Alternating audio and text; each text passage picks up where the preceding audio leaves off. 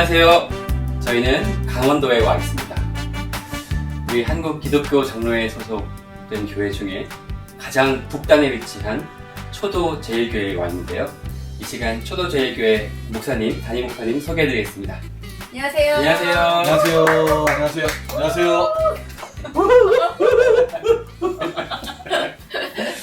네, 초도 제일교회 네. 어떤 곳이죠? 아까 말씀해주신 대로 우리 교단에서 최북단에 위치한 교회이고, 네. 그리고 어촌에 위치한 교회이기도 합니다. 아주 작은 교회이고,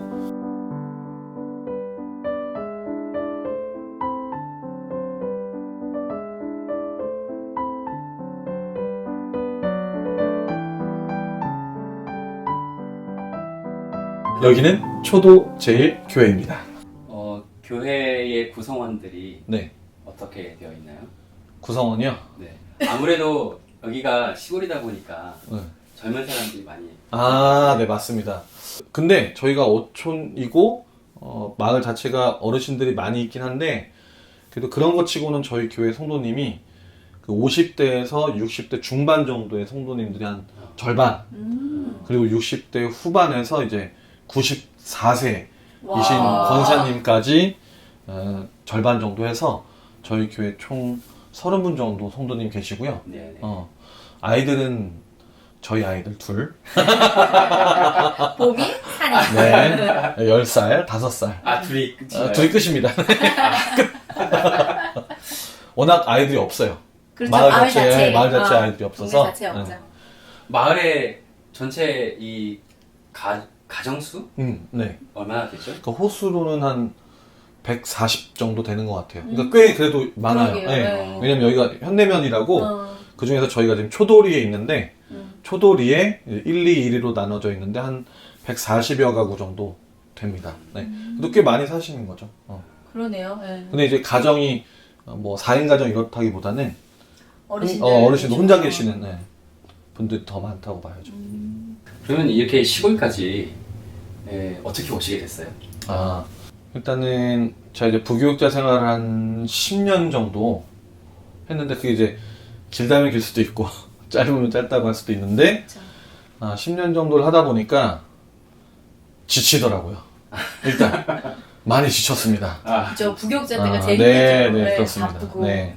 그리고 일단 제가 생각하는 어떤 목회 방향이랑 담임 목사님들이 생각하시는 목회 방향이랑 좀 다르다 보니까 부교육자로 있을 때. 그러니까 그거를 맞춰가는 게 조금 힘들었고, 그러면서 이제 제가 가지고 있는 것들을 이제 하고 싶은 그런 생각이 있었던 데다가, 이제 부교육자로서의 삶이 많이 지쳐서, 하루는 이제 그런 생각이 들었어요. 이제 초도제일교회 오기 직전에, 이제 부교육자 그만하고 싶다. 네. 10년이나 했으니까. 네. 부교육자 진짜 그만하고 싶다. 이제 정말 그만하고 싶다. 내가 내년이 되었을 때, 목회지를 못 찾는 한이 있어서 이제 교회를 사역을 하지 못하더라도 그냥 부교육자는 그만했으면 좋겠다. 그렇게 했어요. 근데 그렇게 정말 마음을 결정하고 나니까 약간 선택하기도 쉬워지고 또 이렇게 길이 뭔가 열리는 것 같은. 그러니까 정말 끊어내겠다. 내가 정말 이제 끝장내겠다라고 하니까 그때 이렇게 좀 문이 열렸던 것 같아요.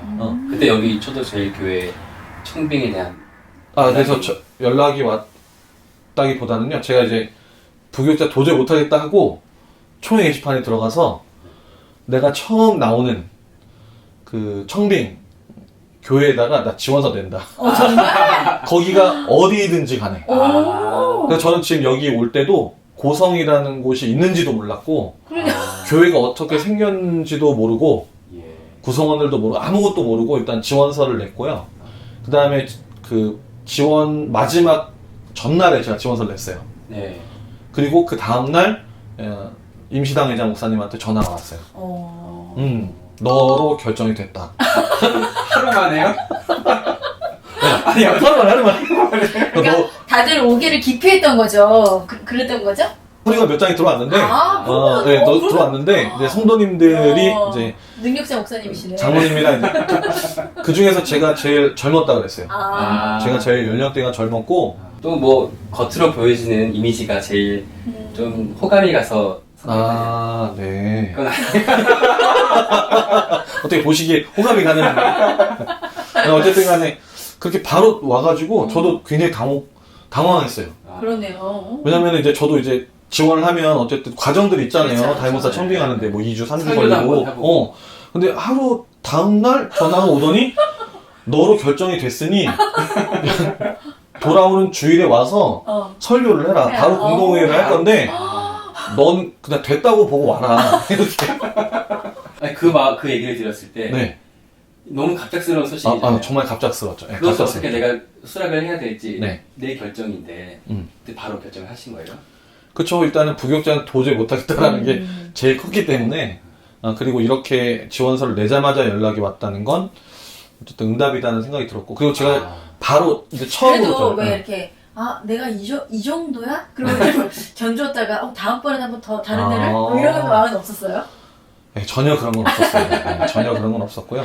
저 같은 경우는 목회도 일단 저 같은 경우는 도시 목회 약간 저랑 안 맞다고 생각이 드는 상황이었습니다. 상황이. 도시 목회, 어쨌든 약간 규모가 있는 목회에서는 내가 하는 건 조금 쉽진 않겠다. 그러니까 그게 능력이랑은 달리 내가 이제 도시에서 어떤 그런 형태의 목회를 하는 것에 대해서 그거는 내가 많이 힘들겠다. 정신적인 스트레스를 많이 받겠다. 그런 생각이 일단 들었어요. 그래서 더 지방으로 뭐랄까 시골로 가려고 했죠. 그래서 여기 오시게 돼서 네. 물론 이제 여기서 이게 하나님의 응답이다라고 마음을 이제 주셨고 그렇게 왔을 텐데 와서 혹시 이 상황을 보고 보통 목회자라면 좀 그래도 처음 시작할 때 어느 정도의 자리가 갖춰진 곳에서 하고 싶어하는 마음들이 있을 텐데 어땠어요? 여기 왔을 때 기억이 나요. 아주 생생한데 설교를 하기 위해서 차를 몰고 여기 오는데 깜깜한 거예요. 서울에서부터 여기로 오는데 지금 그 전날 미리 왔거든요. 설교를 하기 위해서 깜깜한데 마음이 굉장히 어두워지더라고요. 내가 오기로 하긴 했는데 내가 정말 목회지로 가기로 마음을 먹었지만 오는 길에 주변에 아무것도 없고 왜냐면 제가 이 직전 사역 했던 곳이 이제 강남, 대치동, 그리고 잠실 이쪽에서 제가 사역을 했잖아요. 대도시에서. 그러다가 이제 아무것도 없는 곳에 오다 보니까 마음이 많이 힘들더라고요. 그때가 또 겨울이었어요, 겨울. 그러니까 정말 황량했어요, 황량. 그리고 왔더니, 사람도 안 보이고, 그래서 와서 보니까, 그래, 교회 건물은 제대로 되어 있을까? 근데 아무것도 모르고 왔어요, 정말. 그러네요. 그 다음날 뭐 연락을 받았으면. 그리고 와서 속초 위에 고성이 있다는 것도 그때 알았기 때문에. 그래가지고, 그래도 교회 건물이라도 있으니까 마음이 조금 놓이더라고요, 그때. 근데 와서 이제 사역을 하면서 날이 따뜻해지면서는 이제 마음이 조금 풀리기 시작했고요, 지역에 대해서는. 그리고, 전에 이제 이런 이야기도 했지만, 왜 시골에 가면 목사님들이 기도를 막 굉장히 많이 하신다고 하잖아요. 저 같은 경우는 그 목사님들이 왜 그렇게 기도를 많이 했을까? 그러니까 한 영혼이 귀해서 사람이 워낙 적으니까, 시골에, 성도님들 수가. 근데 저는 그것보다도 본인이 목회지에서 이탈하지 않도록. 네. 그러니까 내가 쉽게 이 자리에서 도망가지 않도록 본인 스스로를 지켜내는 거예요. 다잡기 위한 기도를 더 많이 했을 거란 생각이 들었어요. 왜냐면 저 여기 와가지고 이제 곳곳에 저희 교단 목사님은 아니지만 목회하시는 분들이 있거든요. 젊으신 분들이 있어요. 만나서 얘기를 해보면 늘 마음에 격동이 있어요. 이곳에서의 삶. 이곳에 있어야 되나 떠나야 되나. 성도님들은 점점 나이 들어가시고 또 성도들도 점점 줄어들고 이러는데 그러니까 내가 여기 있어서 뭐하나부터 시작해서 뭐 그런 여러 가지 이유들로 인해서 자기와의 싸움을 굉장히 많이 하더라고 목사님들이. 그러니까 저도 여기 있어 보면서 초반에는 목사님들이 기도했던 이유가 물론 이제 성도님들을 위해서도 당연히 하겠지만 자기 자신을 위해서 정말 많이 했겠구나. 오자마자 도망가는 목사님들 분명히 있었겠다. 그런 생각 들었어요, 정말로. 예. 하긴 뭐 지금은 이제 40대가 되셨지만 올 때만 해도 30대에 네, 맞습니다. 아주 네, 네, 그 네. 혈기 왕성한 시기 네. 왔으니까 자칫 잘못하면 뭐 나가실 수도 있겠어요. 그래서 더 본인이 기도했지 않았을까. 시골교회 목사님들 더 그래서 뭐 재단 앞에서 기도하고 열심히 자기 자신을 지키기 위해, 그 자리를 지키기 위해 지킬 수 있게 해달라고 그렇게 많이들 기도하시지 않았을까 그런 생각도 들고요. 그리고 뭐 재정적인 부분 같은 경우는 이건 정말 목사라서 이런 말씀을 드릴 수 있는지도 모르겠지만 정말 은혜다.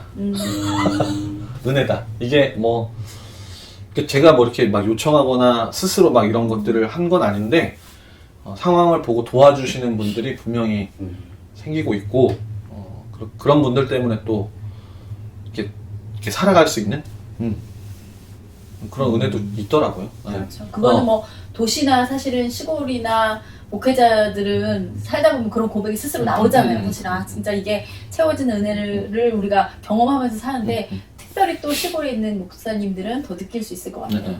왜 여기 초도 제일교회 이렇게 성도님들 분위기는 어때요? 그러니까 제가 생각했을 때 이 어촌에 있으니까 우리 또 어부하면 이 마도로스 같은 그런 막 야성적인 굉장히 막 다혈질일 것 같고 굉장히 열정적일 것 같은 그런 사람들이 있을 것 같은 게 이 어촌이거든요. 제 상상 속에는. 근데 대부분이 어부일 텐데 교회 분위기가 어떨지 좀 궁금하거든요.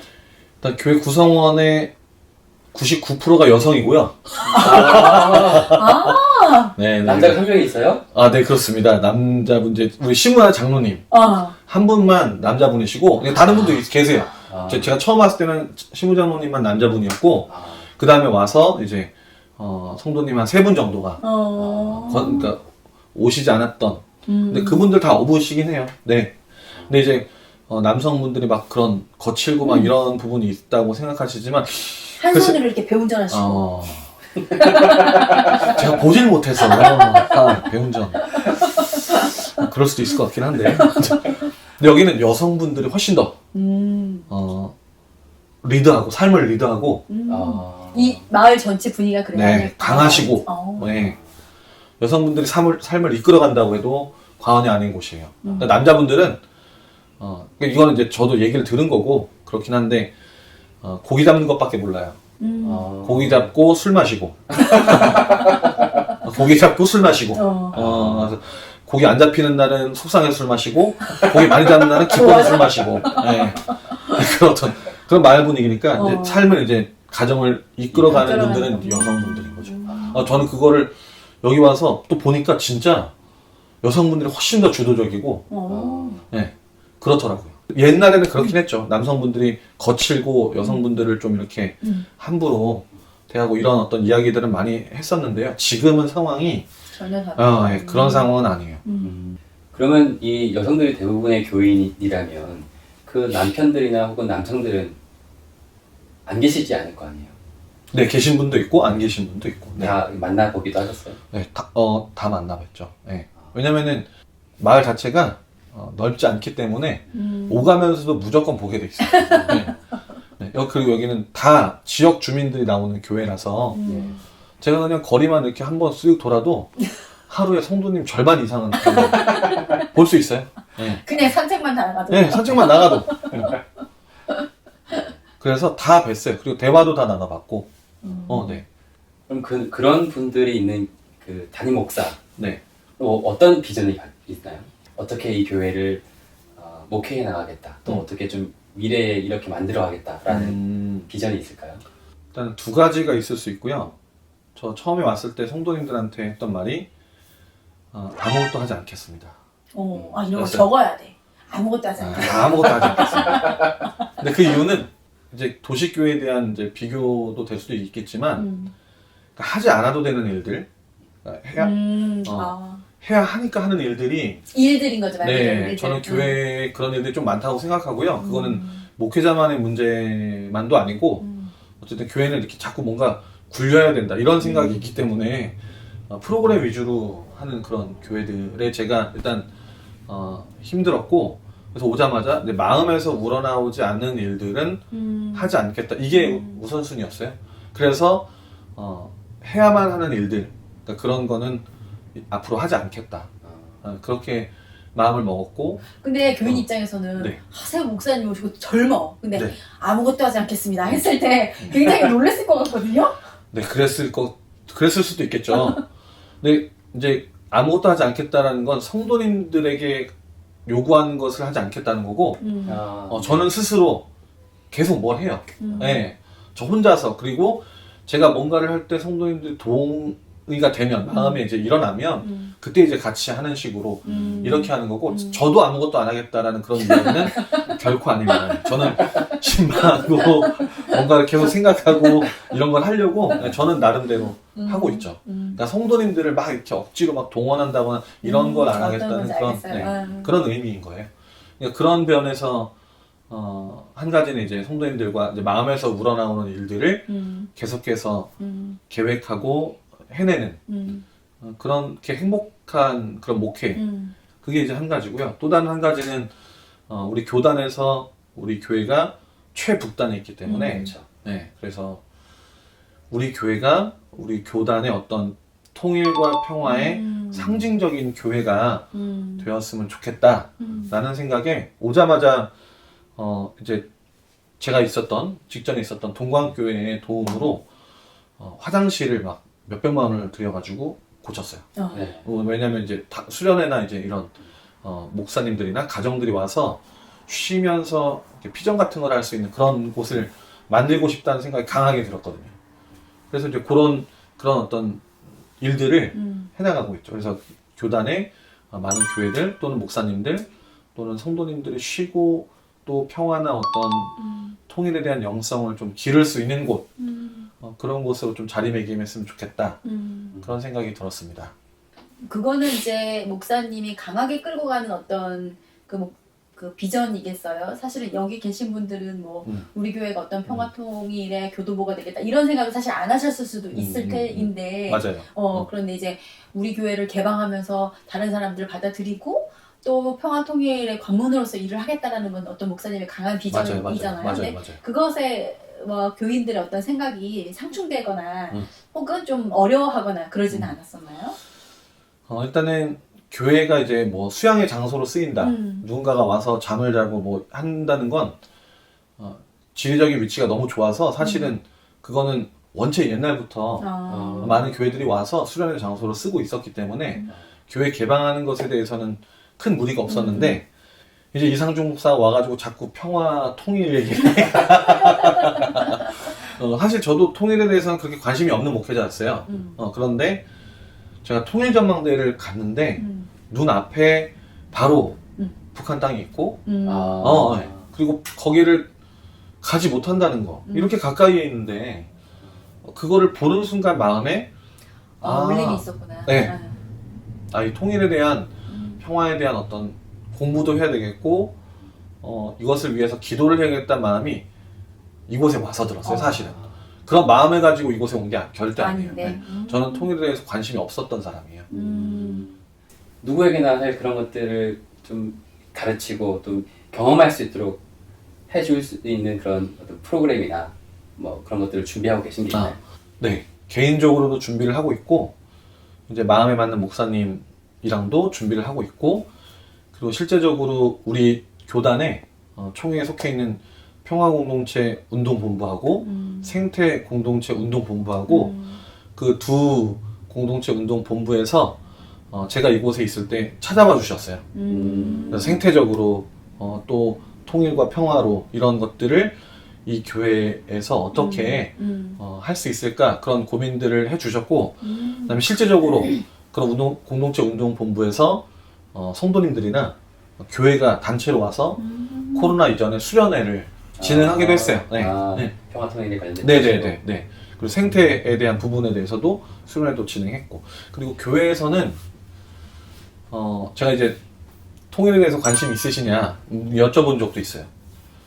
아무 말씀도 없으셨고 아무 말씀도 없으셨고 그런데 이제 저는 이제 매달 한 번씩 그 통일전망대에 가거든요. 같이 교인 아니요, 저 혼자 가서 기도를 해요. 하고 내려와요, 혼자. 근데 이제 혼자서 이제 주보에다가 그걸 적어놔요. 통일 기도회 해가지고 기도하고 왔습니다. 저 혼자 그냥 기도하고 오는 것들을 거기다가 주보에다 적어 놓는데 제가 계속 말씀드리는 거예요. 근데 그렇다고 해서 뭐 강제적으로 끌고 가거나 그러는 건 아니고 동의해 주시는 때까지 기다리는 그런 부분이 있어요, 사실은. 아니었으면은 뭐 강하게 뭔가를 하고 싶지만 어쨌든 제 목표가 마음에서 우러나오지 않으면 아무것도 하지 않겠습니다 였기 때문에 그냥 그건 저 혼자서 열심히 하고 있다 보니까 어느 순간 성도님들이 좀 그거를 느끼시는 것 같고 그래서 작년이었나? 성도님들이랑 같이 다 같이 통일 전망대 가서 거기 안에 군교회가 있거든요. 너무 이쁜. 거기서 같이 다 같이 손잡고 성도님들이랑 우리의 소원은 통일 같이 나를 우리의 소원은 통일,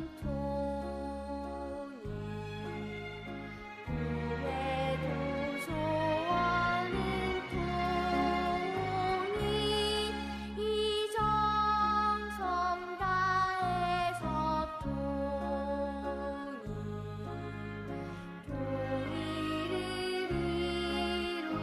이루자. 정말 그 상황에 네, 그때는 정말 감동적이었죠. 우리 성도님들이 이상준 목사를 믿어주고 또 이렇게 함께 또 네, 같이 완전히 힘을 동의하시는지는 내주고. 모르겠지만 따라와 주시는구나 그런 감동이 있었어요. 네. 그러네요. 그러면은 그 통일 전망인데 이분들은 어쨌든 익숙한 장소일 거잖아요. 뭐 예를 들어서 야 우리 뭐 뒷산 가자 이런 것처럼 야 우리 통일 전망대 가자 하나의 그냥 뭐 그냥 일상생활에 있는 쉬운 장소였을 텐데 또 목사님과 함께 가서 그곳에서 또 노래를 부르면서 또 그분들에게 또 색다른 경험과 같은 장소지만 다르게 보이는 또 그런 시간이었을 것 같아요. 그거는 이제 목사님께서 추구하는 하나의 방향일 네. 테고 그렇다면 교인들과 또 교회가 준비하는 뭔가 또 있을까요? 목회자로서 뭐 프로그램을 한다라는 그런 것보다는 이 교회가 통일에 관한 한 그런 주제 외에 또 어떻게 나아갈까라는 미래에 대한 비전이나 그게 또 교인들하고 맞아야 되잖아요. 네. 그렇죠. 저희 교회 표가 마음을 지켜 생명이 흐르게 하는 교회예요. 마음을 지켜 지켜 생명이 흐르게 하는 교회. 흐르게 하는 교회. 이게 잠언에 있는 말씀인데 이제 저는 어떤 거창한 비전이나 이런 것보다 그냥 여기서 산다. 그냥 살면서 저도 여기서 살고 성도도 같이 살면서 그냥 그 각자의 모습에서 그냥 그리스도의 향기를 드러내는 그런 삶. 그게 뭐 비전이라면 비전이겠네요. 그러니까 그런 목표를 근데 세우진 정말 그건 않았어요. 제일 어려운 것 같거든요. 네. 나의 삶의 자리에서 그리스도인의 향기를 내면서 그리스도인답게 사는 게 사실은 우리의 최종적인 과제이면서도 제일 어려운 부분인 것 같아요. 그렇게 목표를 두고 계시는군요. 네. 이렇게 표어를 좀 더 설명하자면 그러니까 이미 하나님은 우리에게 다 주셨어요. 마음 안에 완전한 사랑과 평안이나 이런 것들을 다 주셨어요. 그거는 외부에서 얻을 수 있는 것이 아니라 이미 우리에게 주신, 이것도 성경 요한복음 말씀이 있는 거지만 사랑을 주겠다, 평안을 주겠다. 그러니까 우리 안에 이미 그 완벽한 것들이 있기 때문에 이 마음만 잘 지켜내면 마음을 잘 지켜내면 그게 내 안에서 흐른다는 거죠. 그러니까 우리가 사실 다 받았는데 네. 그것을 마음을 지키지 못하기 때문에 네, 그렇죠. 그 사랑을 네. 그 마음을 흘러보내지 못한다. 그렇죠. 네. 라는 거죠. 네. 그것을 지켜내지 못하고 있기 때문에. 네, 뭐 그래서 이 마음을 잘 지킵시다. 우리에게 유혹하고 뭐 우리를 이렇게 힘들게 하는 그런 마음들이 이렇게 찌꺼기가 그 마음을 덮어버리면 그것이 이제 흘러나오지 못하니까 그걸 이렇게 벗겨내는 작업이라고나 할까요? 그런 것들을 이제 예배나 설교 속에서 성도님들이랑 나누고 있는 거죠. 우리가 이제 성도들이 교회에 나오는 이유가 처음에 계기는 자신의 삶의 어떤 변화를 위해서 교회를 나오시는 경우가 굉장히 많죠. 어렵고 힘들고 하니까 이런 상황을 좀 변화됐으면 뭔가 이런 것들이 극복됐으면 하는 바람으로 교회를 나오시는 경우들이 저는 많다고 생각이 되고 이제 그런 첫발은 우리가 그렇게 신앙생활을 하게 되지만 신앙생활이라는 건 결국 어떤 상황을 변화시킨다기보다는 우리의 상황을 믿음의 눈으로 어떻게 받아들일 것이냐 저는 그게 받아들임. 네, 그게 가장 중요하다고 지금 생각하고 그것을 중심으로 우리 성도님들에게 이야기를 나누고 있어요. 그래서 예를 들면 진정한 구원이란 무엇이냐라고 했을 때 내가 만약에 혈루병을 앓고 있었는데 그 혈루병으로부터 나음을 받은 깨끗해진 몸이 되는 그것이 구원이 아니라 나에게 어떤 상황이 있을 때 그것을 믿음의 눈으로 바라보는 것. 그래서 그 상황들이 나에게 어떤 의미가 되는지, 이것이 나에게 하나님이 이런 상황들을 왜 나에게 주셨는가. 그러니까 이게 극복되어지거나 막 힘들고 어려운 상황이 아니라 이 모든 것들이 하나님이 나에게 주신 상황이라면 이것이 나에게 어떤 의미가 있고 또 나는 이것을 어떻게 경험할 수 있을까. 그렇게 성도님들이 좀 신앙을 좀 바꿔나가는 그러니까 상황을 막 이것은 무조건 나쁜 상황이어서 극복해야 되는 상황 이게 아니라 사실 여러 가지 어려움이 있을 때 그 어려움을 극복하거나 아니면 문제가 해결되어야만 뭔가 하나님께 응답받은 것처럼 네, 생각하지만 그 문제나 어려움 자체가 나에게 주어졌을 때 그 자체가 하나님의 뜻일 수 있다. 네. 그거를 네. 이제 믿음의 눈으로 받아들이는 것. 그렇죠. 그런 이제 신앙의 경제에 일어나가자는 거죠. 그렇죠. 왜냐하면 저 같은 경우는 왜 예수님이 세상을 이겼다 이렇게 말씀하시거든요. 근데 사실 이제 예수님이 부활하시고 올라가시지 않습니까? 하나님 곁으로 성경에. 그런데 제자들에게는 고난받는 삶밖에 없어요. 그렇잖아요. 네. 근데 예수님이 그 전에 세상을 이겼다. 그러니 안심해라, 평안하라 이런 말씀을 하시거든요. 주어진 삶은 절대 평안하거나 안심할 수 있는 상황이 아니에요. 하지만 예수님은 세상을 이겼다라는 거죠. 그러니까 우리도 우리의 삶의 목적이 신앙생활을 하다 보면 완전히 바뀌게 되는데 우리가 정말 하나님과 하나 되는 것. 그것이 우리의 삶의 목표라면 우리에게 다가오는 모든 상황은 그것을 위한 상황인 거죠. 그러니까 하나님과 하나 되기 위한 내가 더 믿음으로 성숙하기 위해서 나에게 주어지는 일들이다. 그렇기 때문에 이것이 나에게 내 믿음이 더욱 성숙하기 위해서 나는 이것을 어떻게 받아들일 것이냐라는 부분이 우리를 더 깊은 믿음의 길로 또 하나님과 하나 되는 길로 가게 하는 그런 부분이죠. 왜냐하면 상황들은 우리가 컨트롤할 수 없잖아요. 그렇죠. 네, 뭐 그거는 내가 뭐 이렇게 저렇게 한다고 해서 겪지 않을 일들이 뭐랄까요? 막을 수 있는 길이 없잖아요. 모든 상황들은 다 나에게 오게 되어 있는데 그것을 어떤 마음으로 경험할 것이냐는 마음의 선택은 나에게 달려있기 때문에 그것을 이제 믿음의 눈으로 그것이 왜 나에게 주어졌는지 사실 저도 목회자로서 교인들의 아픔이나 어려움을 보면 너무 마음이 같이 아프고 어떻게든 직접 개입하여 그것을 해결해 줄 수 있다면 어떻게든 하고 싶은 마음이 들었었는데 이게 하나하나 한 해 한 해 시간이 지나다 보니까 한계가 있는 거예요. 한다고 해서 문제가 완전히 해결되는 것이 아니고 또 다른 문제가 찾아오고 그런 상황이 되다 보니까 이게 내가 개입해서 해결하는 게 전부가 아니구나 라는 것이 저도 느껴지더라고요. 왜 목회자들은 뭐 사람이 많건 적건 뭐 어떤 변화를 이끌어내려고 노력하잖아요. 네. 목회자들이 그런 면에서 제 친구가 예전 아주 오래전에 저한테 그런 얘기를 했어요. 목회자는 그냥 안내자다. 막 변화를 이끌어내고 뭐 이렇다기보다는 안내해주는 사람이다. 이런 말씀과 어떤 부분들을 그냥 보여주고 안내해주는 사람이지 그것을 직접적으로 이끌어내고 뭐 변화를 그런 해결사가 아니다라는 얘기를 해줬는데 그게 저한테는 굉장히 마음에 깊이 박혀 있어요. 그래서 이 교회를 왔을 때 젊은 사람들이 없었어요. 청년들이 없잖아요. 근데 수련회를 와요. 첫 해 왔을 때 이제 코로나 전에 수련회들을 청년들 교회들이 여러 교회가 왔는데 아침에 말씀을 저한테 이제 전해달라고 해서 청년들이 한 20명이 이렇게 쫙 앉아 있었어요. 근데 울컥하더라고요. 그게 왜 울컥했냐? 부러워서. 그 목회자가. 그 젊은 사람들이 있는. 목회자가 부러워서. 나는 나 옛날에 이렇게 했는데 나도 청년들이랑 같이 막 어울리고 막 찬양하고 막 이렇게 막 했는데 이제 나한테 이런 게 없구나. 그런 생각에 정말 부럽고 나한테 이런 게 없으니까 그것도 제가 이제 이곳에서 목회자로서 되어가는 과정의 일부였겠지만 중요한 거는 그런 것 같아요.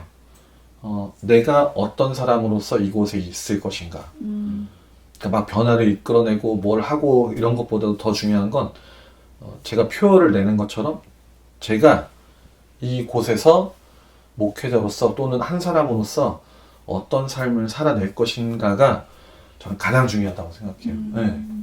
마음을 지키는 것. 그쵸. 그리고 그게 마을 목회에서는 사실은 너무 이 목회자의 삶이 또 여실히 드러나기 때문에 굉장히 중요한 부분일 수도 있겠어요. 맞아요. 다 보고 있어요. 그러니까. 다 보고 있어요. 다 보고 있어. 얼마 전에 폭설이 내렸었어요. 그래가지고 근데 저희 집이 이제 여기가 새마을이라는 곳인데 네. 올라오는 길이 하나밖에 없습니다. 이 마을로 올라오는 길이 네. 길이. 길이 가파른 길이에요. 네. 그러니까. 거기는 눈이 내리면 차가 올라오질 못해요. 여기 바로 그 오르막길 네네네. 말씀하시는 거죠? 반드시 치워야 돼요. 네. 공교롭게도 사택이 바로 앞에 있어. 그러니까 맨 1호지. 그 사진에 있던 그거구나. 네, 그렇습니다. 네. 그래서 사진 여기 네, 나갑니다. 그래서 여기를 처음에 이제 치웠어요. 의무감으로. 응. 네. 그래, 치우자. 근데 치웠는데 아무도 고마워하지 않아. 막 혼자 이렇게 염화칼슘 막 뿌리고 막 치우고 했는데 아무도 고마워하지 않는 거예요. 네. 사람인지라 다음부터 내가 하지 말아야 되겠다. 그런 생각이 들더라고요. 그리고 나서 이제 얼마 뒤에 정말 폭설이 크게 내린 거예요. 네. 나 안 나갔어요. 폭설이 내렸는데 안 나갔어. 왜냐면 치우긴 치우겠는데 누가 먼저 나와서 치우면 내가 치우겠다 이런 마음이 들었어요. 누가 나와서 치우면 그때 내가 나가서 치우겠다. 근데 그날 새벽부터 자꾸 자동차 헛바퀴 도는 소리 들리고 못 올라오고 나가봤더니 진짜 올라갔다 내려갔다 이래요. 못 올라와. 신경 쓰이잖아 사실. 네. 목회자가. 맨 앞에 집인데. 나 맨 앞에 집인데. 그래가지고 나가서 쓰기 시작했어요. 그게 이제 마음이 그냥 그래가지고. 네. 근데 이제 나중에 한 분이 쓸고 오시더라고요. 아. 그래서 그분이랑 두 분이서 열심히 한 2시간에서 3시간 가량을 와. 눈을 쓸었죠. 근데 뭐랄까 그 한 분이 지켜봐 주니까 참 좋더라고요. 그러니까 어쨌든 여기서는 다 본다는 거. 안 보는 것 같지만 다 본다는 거. 목회자를 보고 있다는 거죠.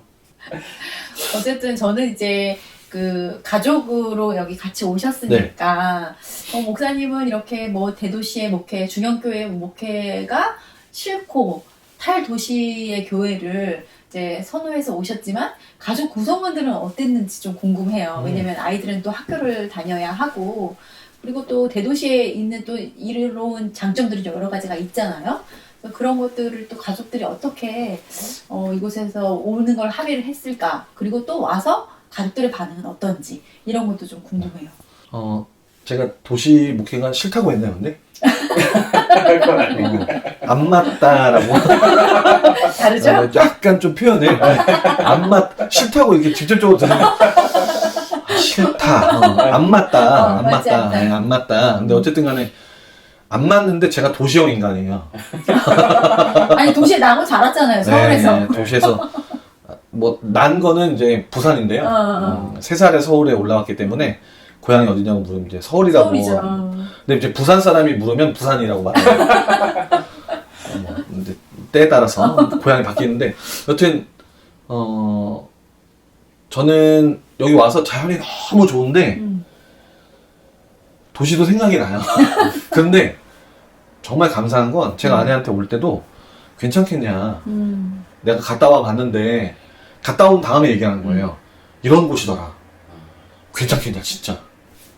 괜찮겠다는 거예요. 아내가. 그리고 지금은 누구보다도 여기서의 삶을 즐기고 계십니다. 제 아내분이. 그리고 아이들도 너무 좋아해요. 여기를. 네. 저보다 제 아내와 제 아이들이 이곳에서 생활을 굉장히 만족해하고 있고 제가 불만족스러워한다는 건 절대 아니고. 좋아하는데 더 좋아한다. 네, 그렇죠. 네. 저도 좋아하는데 저보다 더 좋아해요. 제가 참 안심이 돼요. 여기는 초도 제1교회입니다.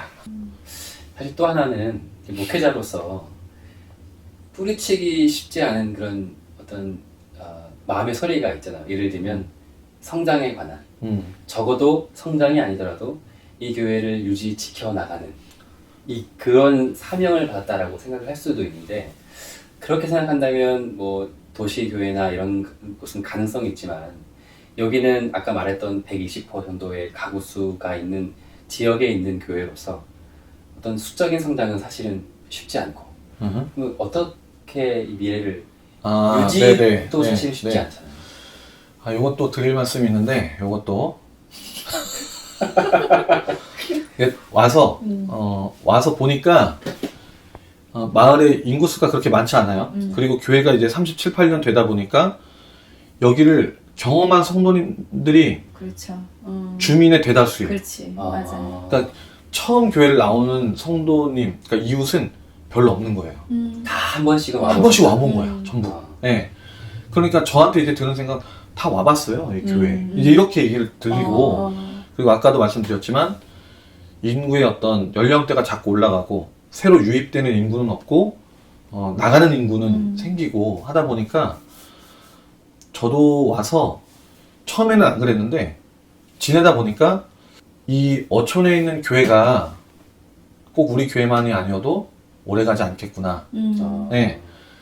길어봐야 10년이겠다. 정말 상황을 보면서 그렇게도 생각을 했어요. 제가 스스로. 내가 여기에 있지만, 그리고 10년이 되었을 때, 향후 10년이 되었을 때, 어쩌면 성도님들도 없을 수도 있고, 그렇다고 해서 뭐 제가 교회를 떠나거나 그렇다는 게 아니라, 그러니까 교회의 어떤 성도님의 계시고 안 계시고의 어떤 부분들이 10년 정도면 우리 초도제 교회뿐만 아니라 많은 대다수의 시골에 있는 교회들이 문을 닫겠구나. 그런 생각을 혼자 하는 거예요. 근데 그게 이게 닥치지 않은 미래에 대한 그냥 스스로의 전망을 한 거죠. 네. 여러 가지 객관적인 지표들과 상황들을 보면서 혼자서 그냥 그렇게 생각한 거예요. 근데 어느 순간 그런 생각이 들더라고요. 왜 내가 스스로 그렇게 막아놓을까? 내가 왜 그렇게 판단할까 스스로? 하나님의 또 다른 역사가 있을 수도 그렇죠. 있는. 네. 그러니까 결과가 다를 수 있는데 내가 미리 그렇게 생각하고 살아간다는 것이 얼마나 어리석은가. 왜냐면 그렇게 이미 뭐랄까 없어질 걸 예측하고 생각하고 사역하는 거랑 그렇죠. 다른 결과가 있을 거라고 사역하는 거랑 굉장히 다를 수 있잖아요. 그게 꼭 사역뿐만이 아니더라도 모든 분야에서 그렇잖아요. 네, 그러니까 맞아요. 저는 얼마 전에 이제 그런 깨달음이 오더라고요. 내가 왜 스스로 나의 한계를 가둬놨을까? 우리 교회의 어떤 이 지역에 대한 한계를 왜 스스로 그었을까? 그래서 그거를 열어놨어요. 열게 됐어요, 그거를. 아무도 모른다. 어떻게 될지 모르고, 오히려, 하나님이 준비하신 것이 있다.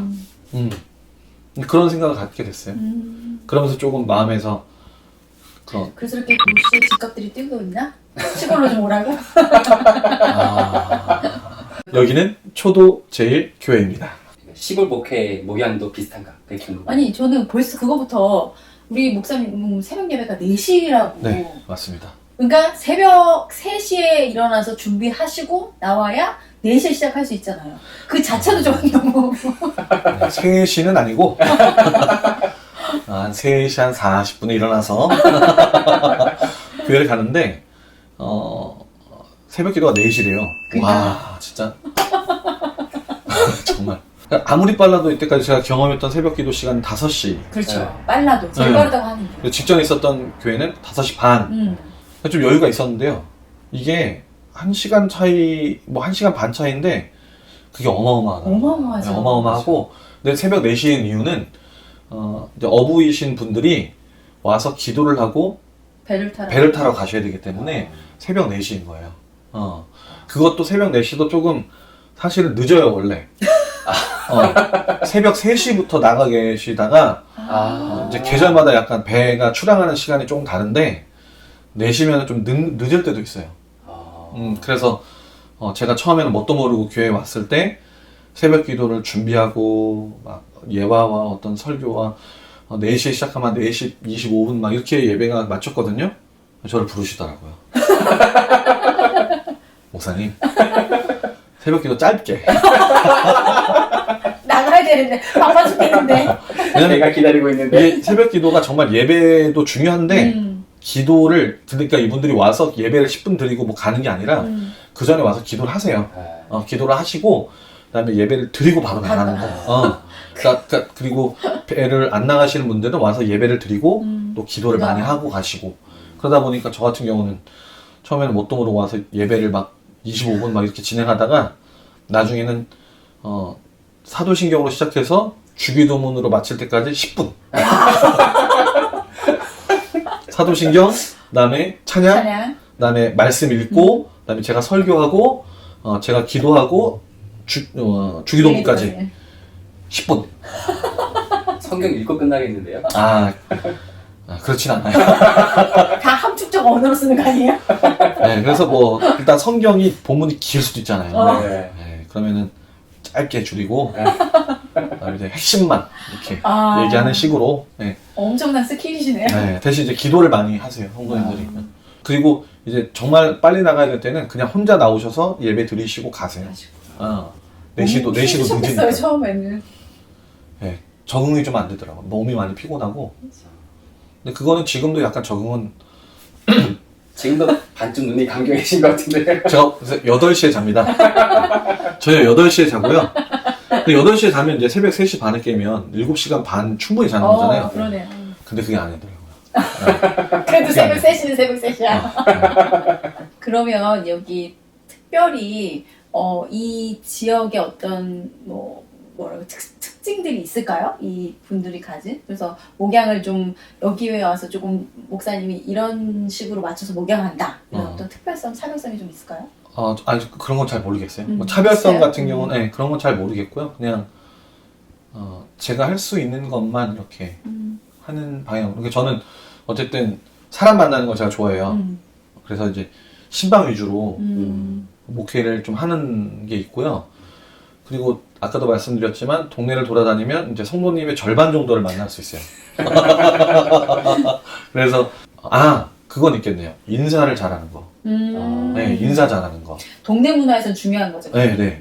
인사 잘하는 거. 인사 잘하고 다녔더니 이제 다른 분들도 친절하게 대해주시더라고요. 성도님 아닌 분들도. 그리고 여기는 또 지역 마을 분위기니까 교회 안 다니셔도 다 목사님이라고 해주세요. 네, 목사님. 다 목사님이라고 해주세요. 그게 되게 신기하더라고요. 네.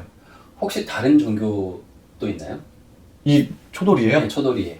아니, 초돌이에는 우리 교회 하나밖에 없어요. 그러면 교회 다니거나 안 다니거나 두 가지겠네요.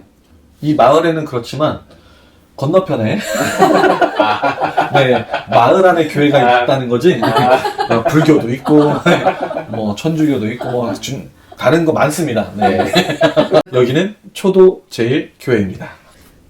저희가 이렇게 오면서 풍경도 너무 좋고 네. 그리고 또 여기 지금 목사님 사택인데 사택에서만 바라보는 이 풍경도 너무 아름다운데 여기 있으면 진짜 와 좋겠다라는 생각은 들지만 막상 내가 살려고 생각하면 좀 깐깐할 것 같은데 그래도 목사님 여기서 지내시면서 어떤 게 제일 좋은지 이 최북단에 있는 이곳에 살면서 뭐가 제일 마음에 드는지 좀 얘기해 주세요. 자연이 너무 아름다워요. 네. 그거밖에 없고. 자연밖에 아름다울 수밖에 없지. 일단 여기 고성 같은 경우는 바다, 그다음에 호수, 산 이게 다 어우러져 있기 때문에 그 자연을 바라본다는 것 자체가 그 안에서 사는 것 자체가 참 좋죠. 너무 아름답죠. 너무 좋아요 그게. 그리고 저희 이 지역에서 설악산보다 금강산이 더 가까워요. 와. 네. 최국단이니까. 네. 그냥 그런 것들을 즐기는 것 자체가 좋죠. 아침에 일어나서 바다 보면 바다보고. 일출이 보이겠네요. 일출이 보이죠. 그렇죠. 네. 동네에는 일출. 일출이 보입니다. 일출이 보이고 그리고 여기가 일출도 그렇지만 월출, 바다에서 뜨는 달이 그렇게 유명하다고. 네. 상상이 안 돼요. 월출. 저도 상상도 해본 적이 없고 여기 지역에 와서 그걸 처음 봤어요. 어때요? 좀 자세하게 설명을 좀. 와. 아주 자세하게. 그 노른자가 이렇게. 그래서 미리 제가 정보를 조사해서 사진을 가지고 왔습니다. 사진 아니 그림인데요? 거의 이것과 흡사하다고 보시면 돼요. 그러니까 지금 이게 보름달이지만 뭐 보름달이 아니어도 이렇게 싹 떠 있을 때 그 보름달 빛이 깜깜한 바닷속에서 이렇게 쫙 비치는데 그게 정말 어떻게 말로 표현이 안 될 정도로 아름다워요. 그거는 월출보다 더 아름답다는 거죠, 목사님은? 월출이죠, 그게. 아, 일출보다. 네. 아무튼 월출이 너무 아름다워요. 네. 그럼 이렇게 수평선 위로 이렇게 달이 뜬다는 거야? 해처럼? 아니죠. 그거는 못 보고요. 응. 어느 정도 떠서 이제 떠 있을 때. 어두워지니까. 떠 있을 때 어두워지니까 이제 그 어느 정도 뜨면 그게 이제 보이는 거예요. 어두워지면. 그 바다에 달빛이 비친 모습이 그렇죠. 아, 아름답다. 깜깜한데 달은 떠 있고 빛이 언제 이 월출을 볼 수 있어요? 겨울에요. 아, 해가 짧을 때. 해가 짧을 아, 때. 네. 해가 짧을 빨리 때. 어두워져야 되니까. 네. 그러니까 이제 점점 봄이 다가올수록 이제 못 보죠. 그러니까 되게 한시적으로 볼 수 있어요. 그냥 달이 이제 한참 저쪽 위로 떠버리기 때문에 달에 떠 있는 시간이 그렇게 많지 않아서. 근데 이거는 정말 와서 꼭 봐야 하는. 보셔야 돼요. 이거는 정말 보셔야 되는 광경이에요. 네, 이거는 일출은 익숙하잖아요, 우리가. 그렇죠. 해 뜨는 건. 그렇죠. 근데 달이 바다에 떠 있는 건 아마 잘 못 보셨을 거예요. 저희 한번 보러 오는 걸로 합시다. 이 그림이 목사님 저희가 잘 아는 다음 이제 목사님이 초도 제일교회를 그려주신 그림이라고 들었거든요. 네. 그림에 대해서 설명 한번. 근데 이 지금 배인데 예. 배가 사실은 교회 모형입니다. 교회 음. 모형이에요. 그래서 이 지역에 제가 이 목사님한테 우리 월출이 달 떠 있는 게 너무 아름답다 이런 얘기를 들려드린 적이 있거든요. 네. 일단 이렇게 산 위에 뭐랄까 교회가 있잖아요. 예. 마치 뭐가 연상되시나요? 반주. 방주. 네? 그렇죠. 네. 그런 역할을 하는 교회. 네. 그런 의미로서 너무 아름다워. 그려준 그림입니다. 네. 너무 좋죠? 네. 너무 아름다워요 정말. 진짜 월출을 한번 꼭 보러 다시 네. 또 1월에 한번. 네. 12월부터도 볼 수 있을 건데 1월이 가장 안정적이겠네요. 네. 여기는 초도 제일 교회입니다. 이거 좀 그냥 재밌는 질문인데 예전에 어떤 그 목사님이 농촌 목회 하시는 목사님인데 그 농촌 목사님이 이렇게 하셨어요. 진짜로 실제로 이렇게 송아지도 뭐 축복기도 해준다. 우리 소가 새끼를 하려면 뭐 송아지 축복기도 해달라고 온다. 이러는데 뭐 어촌에서는 뭐 그런 거 없어요. 뭐 고기잡이 나가기 전에 뭐 배를 붙잡고 뭐 기도한다거나. 축도를 해달라 뭐 이런 건 없었어요? 그런 건 없었고요. 제가 스스로 했죠. 새벽에 제가 와서 두 가지 기도회를 했어요. 하나는 통일 기도회, 혼자 통일 전망대 가서 기도하는 거랑 또 한 가지는 항구 기도회. 항구. 항구. 그래서 우리 지역에 항구가 있어요. 거기를 제가 초도항 새벽 기도 마치고 가서 제가 혼자 거기서 땅 밟기 하듯이 하면서 혼자 기도했어요. 매달 한 번씩 혼자 이렇게 가시는 배들 보면서 안전하게 기도하고 뭐 어복 뭐 그런 것들도 그냥 그런 거 기도하고 축복을 위해서는 얼마든지 기도했죠. 네, 이제 마지막 질문으로. 네. 이제 교인들에게 네. 하고 싶은 말씀. 우리 교인 아니면 초도제일교회? 초도제일교회 담임 목사로서 교인들에게 좀 바라는 것 혹은 뭐 보실 수도 있고 안 보실 수도 있겠지만 그리고 하고 싶은 말씀 있다면. 그럼 저는 더불어서 만난 적은 없겠지만 우리 교인들을 위해서도 일산제일교회 교인들을 위해서도 이렇게 한번 나오셨으니까 또 한 말씀 해주시면 좋을 것 같아요. 일단은 일산제일교회 성도님들에게 드리고 싶은 말씀은 제가 이제 어렸을 때부터 우리 두 분을 지켜본 저로서는 너무 행운이다. 일산제일교회 성도님들이 너무 좋겠다. 너무 행운이다. 네. 그 말씀을 꼭 드리고 싶고 복 받은 분들입니다. 성도님들 복 받은 분들이에요. 입에 준비돼 있죠. 성도님들 복 받은 분들입니다. 정말 좋으신 두 분이고, 그리고 달란트도 굉장히 많고, 그리고 현재 이런 식으로 뭔가 창조적으로 일을 해내는 것이 성도님들에게 어떻게든 도움이 되려고 지금 이렇게 움직이고 창조적으로 뭔가 하는 목사님을 본 적이 없어요. 네, 지금. 제 주위에 있는, 제가 워낙, 협소하게 사람을 사귀는 게 아닌데, 강원도 주위에 없다는 거죠? 너무 이제, 두 분 목사님, 우리 전도사님과 함께, 즐겁게, 계속해서 이제 신앙생활을 하셨으면 좋겠다. 그런 부분이 있고, 또 기억해 주신다면, 우리 초도제일교회를 위해서 앞으로 교단에서 정말 쓰임이 있는 그런 교회가 될 수 있게 해달라고 기도를 해주셨으면 좋겠고, 그리고 우리 초도제일교회 성도님들에게는 너무 감사하다. 이렇게 미숙한 그런 이제 첫 담임 목회를 저희 와서 목회를 하는데, 뭐랄까 믿어주시고 또 사랑해주시고, 그러니까 성도님들 사랑이 아니었으면 맞아요. 이곳에서 있을 수가 없어요. 네, 정말 끊임없이 사랑해주세요. 도와주시고 기도해주시고 그게 느껴져요. 그런 게 너무 감사해서 또 더 그런 것들 때문에 힘을 얻어서 사역을 하고 있다. 그래서 너무 감사하다라는 말씀 드리고 싶고, 그리고 무엇보다 제 아내가 없었으면 여기서 사역은 불가능했을 거예요. 네. 그렇죠. 막 뭔가를 막 주도적으로 뭘 일부러 하진 않지만 정말 성도님들의 의지가 될 만한 분으로 지금 자리매김을 그런 하셨습니다. 것 같아요. 네. 네, 네. 저는 안 찾지만 제 아내는 찾습니다. 네, 네. 네. 대체로 목사를 잘 안 찾나 봐요. 네. 어렵나? 네, 저는 굉장히 편하게 해드리려고 노력하는데 제 아내를 많이 찾고 제 아내랑 얘기도 많이 하고 그리고 저도 뭐 뵀지만 사람을 참 기분 좋게 행복하게 해주는 그 에너지가 있으신 것 같아요. 맞습니다. 그래서, 기본적으로 미소가 얼굴에 가득한 맞아. 분이신 것 같아요. 네, 어쨌든 오늘 귀한 시간 내주셔서 이렇게 함께 해주셔서 감사드리고, 또 제가 더 이렇게, 감사드립니다. 이렇게 저희를 환대해 주셔서 진심으로 감사드립니다. 늘 저희 교우들과 함께 또 초도제일교회를 위해서 함께 기도하도록 하겠습니다. 감사합니다. 감사합니다.